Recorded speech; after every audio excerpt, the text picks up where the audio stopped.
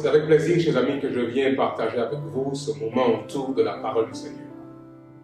Dieu est celui qui nous conduit. Et aujourd'hui, j'aimerais pouvoir poser avec vous cette question. Comment pouvons-nous, en tant qu'Église, impacter ce monde pour Jésus? Comment pouvons-nous impacter ce monde pour Jésus? Certains diront mission impossible. Mission impossible. Mais grâce à Dieu, je voudrais pouvoir dire mission possible. Prions ensemble.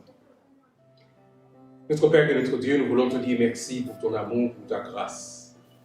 Alors que nous nous apprêtons à ouvrir ton Saint-Livre et découvrir ton plan pour ton peuple, viens toi-même nous instruire, viens toi-même parler à nos cœurs. Je te prie, Père, au nom de Jésus et pour ta gloire. Amen. Il y a toujours de bonnes raisons pour pouvoir abandonner quand on considère la situation du monde d'aujourd'hui. Certaines personnes pourraient dire qu'il y a dans notre sein très peu de ressources humaines et financières. Et par conséquent, nous ne pourrons jamais atteindre la proclamation de l'Évangile dans le monde entier. Très peu de ressources. On dit très souvent, le texte le dit, la moisson est grande, mais il y a peu d'ouvriers. Certains pourront dire que nous avons un nombre de membres engagés très limité. En effet, il y a beaucoup à faire et il faudrait que nous puissions trouver des frères et des sœurs, membres d'Église qui veulent s'impliquer, s'engager dans la mission du Seigneur. D'autres diraient qu'aujourd'hui, avec ce virus et avec le contexte actuel, que le contexte est défavorable. On ne pourra pas y arriver. La tâche est trop importante. D'autres disent, et c'est vrai, que nous sommes dans un contexte où l'homme rejette Dieu. Il y a ce qu'on appelle un mouvement du sécularisme avec un retour au matérialisme qui fait que les hommes, les uns et les autres, rejettent la présence de Dieu dans leur vie. Alors avec tous ces éléments mis ensemble, certains donc vont dire « ce n'est pas possible, c'est impossible, on n'y arrivera pas, la tâche est trop importante ». Mais j'entends la foi qui dit non. Non, parce que le texte le dit dans le livre des Hébreux, la foi est une ferme assurance des choses qu'on espère et une démonstration de celles qu'on ne voit pas. Alors je voudrais aujourd'hui avec vous, chers amis, considérer juste un exemple. Juste un exemple tiré de la parole de Dieu, tiré du texte sacré. Si vous avez vos Bibles, j'aimerais vous inviter à l'ouvrir avec moi dans le livre des Actes des Apôtres. Actes des Apôtres, et j'aimerais considérer avec vous ensemble, chers amis, le chapitre 12. Acte 12, versets 4 à 17. Je pense que vous avez trouvé. Voilà ce que dit la parole du Seigneur. C'est un épisode de l'Église primitive qui nous rappelle qu'avec Dieu, tout est possible. Le texte se lit de cette manière. C'est l'apôtre Pierre qui se retrouve en prison. Et voilà ce que dit la parole de Dieu. Actes des Apôtres, chapitre 12, verset 4. Après l'avoir saisi et jeté en prison, il le mit sous la garde de 4 escouades, de 4 soldats chacune, avec l'intention de le faire comparaître devant le peuple après la Pâque. Pierre, c'est de lui dont il s'agit, était donc gardé dans la prison. Et l'Église, alléluia, et l'Église ne cessait d'adresser pour lui des prières à Dieu. Au verset 6, nous lisons ce qui suit. La nuit qui précéda le jour où Hérode allait le faire comparaître, Pierre, lié de 2 chaînes, dormait entre 2 soldats. Et des sentinelles devant la porte gardaient la prison.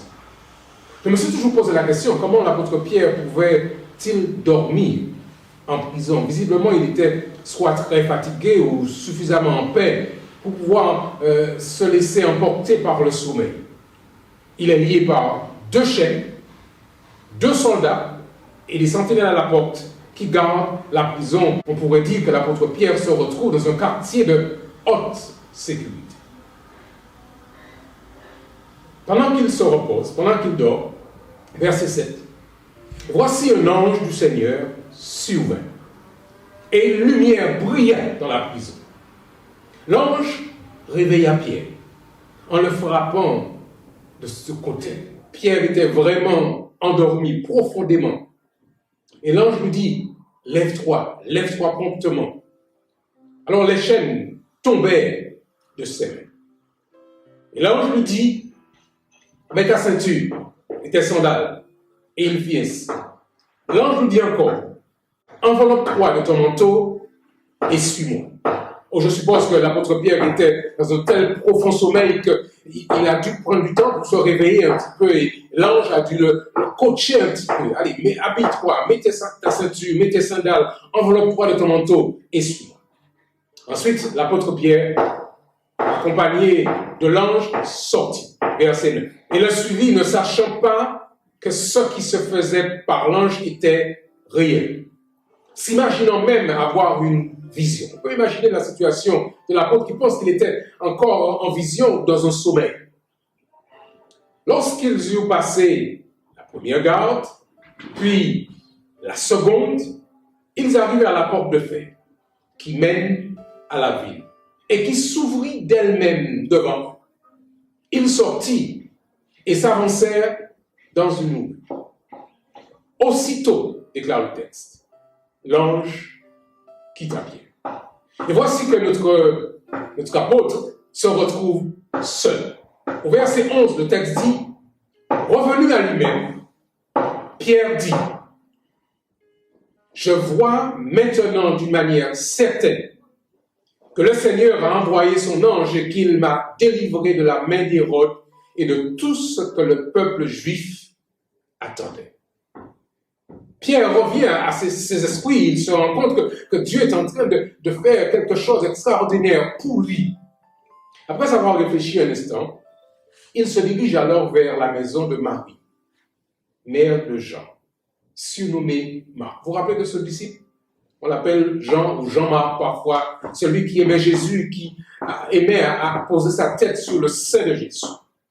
Alors Pierre réfléchit et il se dirige vers la maison de Marie, mère de Jean, surnommé Marc, où beaucoup de personnes étaient réunies et priaient. Rappelez-vous que c'était au milieu de la nuit. Et l'Église était là, rassemblée, en train de prier, intercéder pour que Dieu intervienne, pour sauvegarder la vie de son serviteur, l'apôtre Pierre. Pierre arrive à la maison et il frappe à la porte. Il frappe au vestibule et une servante nommée Hérode s'approcha pour écouter. Elle écoute à la porte. Elle reconnaît la voix de Pierre. Et dans sa joie, au lieu d'ouvrir, tout naturellement, elle court annoncer que Pierre était devant la porte. Oh, j'imagine la scène. Elle court, Hérode est tellement émue, surprise qu'elle court, elle dit, Pierre est à la porte. Verset 10-15 nous dit qu'il lui dit, tu es folle. Et pourtant, elle affirme que la chose était ainsi. Sur l'insistance d'Hérode, il dit, c'est son ange. Cependant, Pierre continue à frapper. Et j'imagine que Pierre n'a pas seulement frappé, mais il a vraiment bousculé la porte pour dire, je suis là. Et finalement, ils ouvrirent. Et ils furent étonnés de le voir. Pierre, leur ayant de la main fait signe de se taire, de se calmer, parce que l'Église était en émoi, leur raconta comment le Seigneur l'avait tiré de la prison. Et il dit, annoncez-le à Jacques, qui était l'ancien, on dira, et aux frères, puis il sortit et s'en alla dans un autre lieu.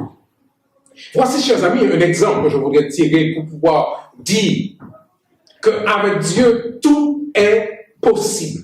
Rien n'est impossible à Dieu. Et si aujourd'hui certaines personnes pensent qu'on ne pourra pas y arriver, que la tâche est trop importante, je voudrais nous dire à vous et à moi, mes chers amis, frères et sœurs, qu'avec Dieu, c'est possible. Depuis le 27 mars, nous avons commencé avec l'Église mondiale un cheminement autour des 100 jours de prière. Et dans ces 100 jours, nous sommes invités à prier pour le déversement du Saint-Esprit. Prier pour le réveil spirituel de la mission, le réveil personnel pour la mission. Et priez aussi pour que Dieu puisse intervenir auprès de ceux qui sont atteints par la maladie ou le Covid-19, cette pandémie. Je crois, chers amis, que Dieu est prêt à faire pour vous et pour nous, pour son Église, pour son peuple, des choses fantastiques dans ce temps-ci. Alors que beaucoup pourraient penser que ce n'est pas possible, mais avec Dieu, nous croyons que c'est possible. La reine d'Écosse a déclaré une fois qu'elle craignait beaucoup plus les prières de John Knox que toute l'armée d'Angleterre. Cette femme craignait la prière d'une personne. Alors imaginez si toute l'Église se met à prier. Imaginons, chers amis, un instant, ce qui se passerait si toute l'Église se met à prier dans ce temps de Covid-19, dans ce temps de pandémie. Imaginons ensemble, chers amis, que nous nous mettions à intercéder, à rechercher la présence de Dieu, à rechercher sa puissance. Imaginons ce qui pourrait se faire. Bon, c'est vrai que les églises sont fermées. C'est vrai que les lieux de culte sont fermés. Mais le peuple de Dieu prie. Le peuple de Dieu intercède. Le peuple de Dieu fait une expérience nouvelle avec son Seigneur. Pendant ces 100 jours de prière qui ont commencé depuis le 27 mars et qui vont nous conduire jusqu'au 4 juillet par la grâce de Dieu. Priez pour l'effusion de cet esprit. Priez pour un réveil spirituel personnel. Priez pour une communion fraternelle sans précédent. Priez pour le retour de Jésus. Je voulais vous inviter, chers amis, à faire avec nous une expérience nouvelle. La question qu'il nous faut nous poser, à quoi sert notre Église dans ce temps de crise? Quel est notre rôle? Quelle est notre mission dans ce temps de crise? Dieu a-t-il une mission spécifique pour vous et pour moi dans ce temps particulier dans lequel nous sommes?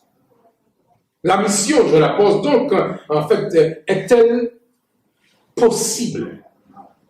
Pouvons-nous, par la grâce du Seigneur, voir se réaliser la prophétie, la promesse qui avait été annoncée par Jésus-Christ lui-même? Cette bonne nouvelle du royaume sera prêchée dans le monde entier pour servir de témoignage à toutes les nations.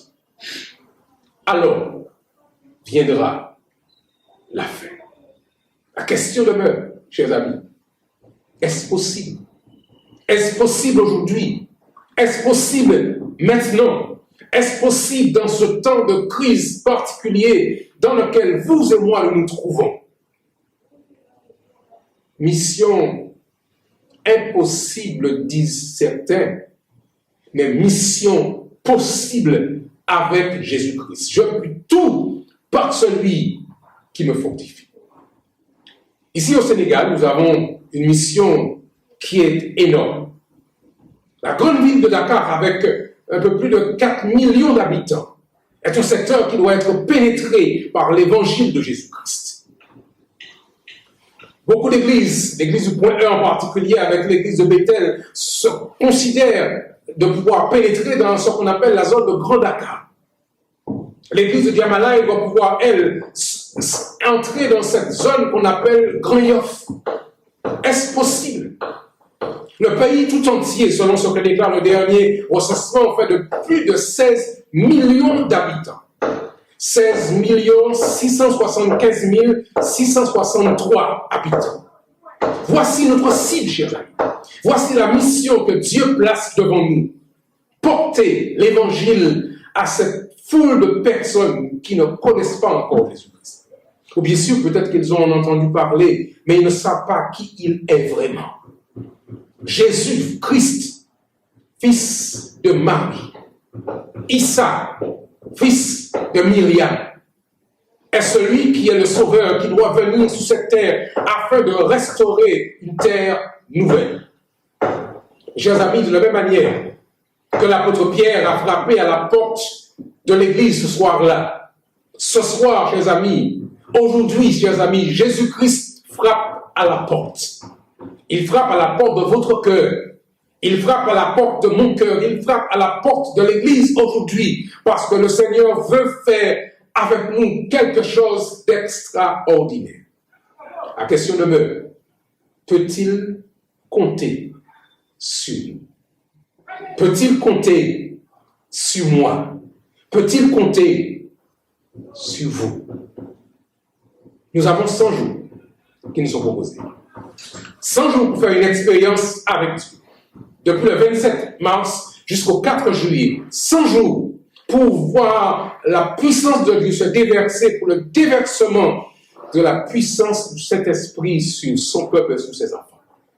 100 jours pour pouvoir prier pour que Dieu déverse sur chacun d'entre nous son esprit, que nous fassions l'expérience d'un réveil spirituel sans précédent. 100 jours pour que Dieu intervienne et restaure la terre de cette maladie du Covid-19. Nous vous invitons à notre rendez-vous tous les soirs sur la page Facebook de la mission adventiste du Sénégal. À partir de 19h30, heure du Sénégal.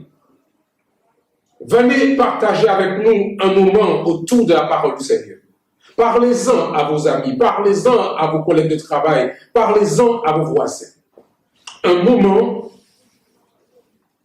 de réconfort, un moment de partage autour de la parole du Seigneur pour vivre une expérience nouvelle avec Dieu. Dieu est prêt à le faire.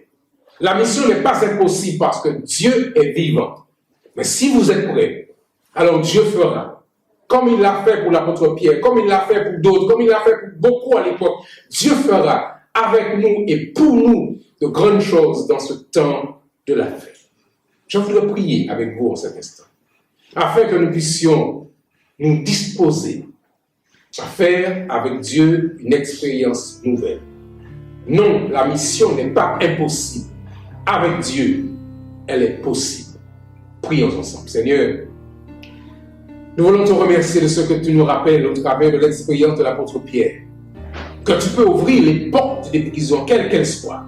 Que tu peux, Seigneur, intervenir dans la vie d'un homme, d'une femme, dans la vie d'une communauté, afin de la réveiller de son sommeil et de pouvoir la conduire hors de sa prison. Nous invoquons ta présence parmi nous. Reçois nos prières, reçois notre requête. Et que notre Église, que ton Église, fasse, Seigneur, avec toi, une expérience nouvelle. Nous te prions au nom de Jésus et pour ta gloire. Amen. Nous vous remercions d'avoir passé avec nous ce moment. Nous vous souhaitons à tous un bon courage en Jésus et que Dieu vous bénisse.